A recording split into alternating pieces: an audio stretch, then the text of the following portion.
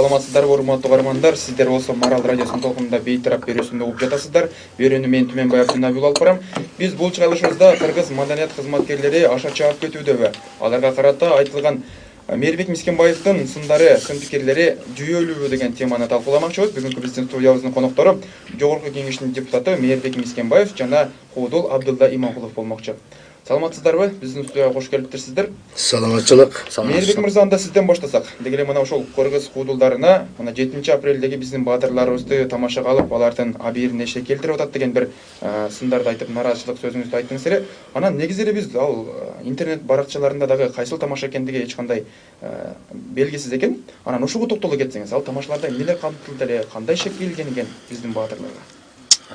Ал тасмада, ал концертте ушул элди, бир элди экиге бөлгөн, түндүк менен түштүккө бөлгөн ырсаптар камтылган. Айда күлө турганда эч нерсе жок.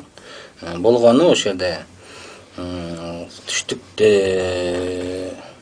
7-апрелдегилер баатыр эмес, Оштогу өлгөндөр баатыр деген маселе болуп жаралып атат да. Бул өтө олуттуу нерсе болуп атат. Ошон үчүн азыр бизде ошол жаракат алган, каза болгон энелер кайрылып, ошол бизде өзүбүз чыгып ушул маселени маданиятта биз көптөр айтып атпайбы, Мискенбаев кылар иши жок ушул маселени көтөрүп атат депчи.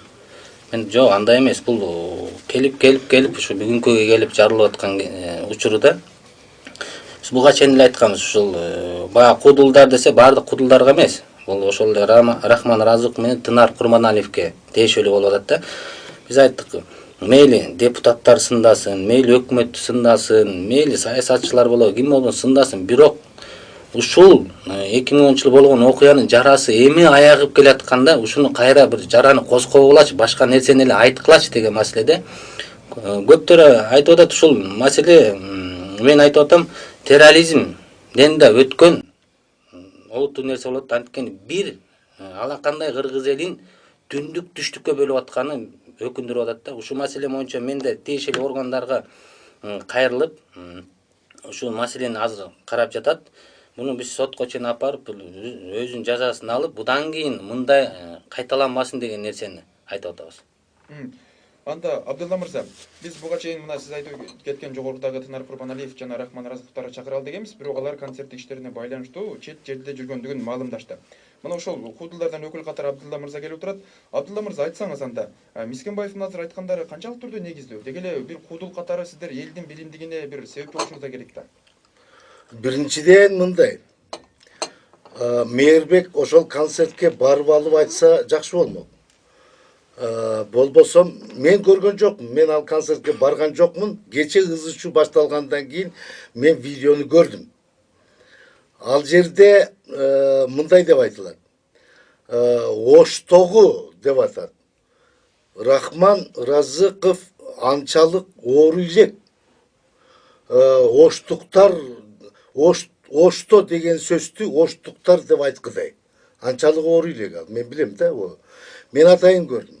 Ошон үчүн ал айтып атат. Оштогу деп атат. Оштогулар баатырлар деп атат. Баатыр эмеспи деп атат. Эми мындай да, Таласта болгон окуяны Таласта болду деп айтабыз.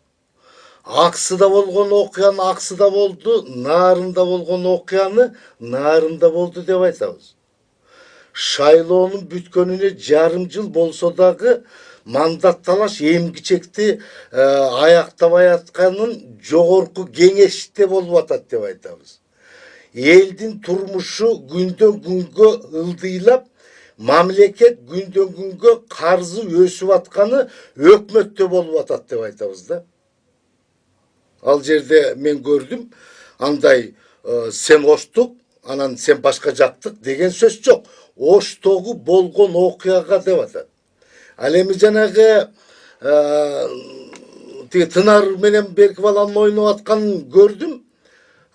Негедир баатырлар көбөйүп кеткен жокпузбу деп атат. Эми алар сатираны сынды ар ким өзүнүн акылына жараша кабыл алат. Ошол эле кыргыз эл баатырлары могул жерде түнүлөрү азыр толтура Ал сайтыларда менин түшүнүгүм боюнча сен баатырсың, сен мамлекеттик мындай немеге ээсиң. Сен аялыңа баатыр болбо, көчөдө жүргөнгө баатыр болбо, очередте турганга баатыр болбо деген мааниде айтылып атат. Мен бүгүн көрдүм аны. Мээрбек, сен тактап көрсөң, оштогу деп атат.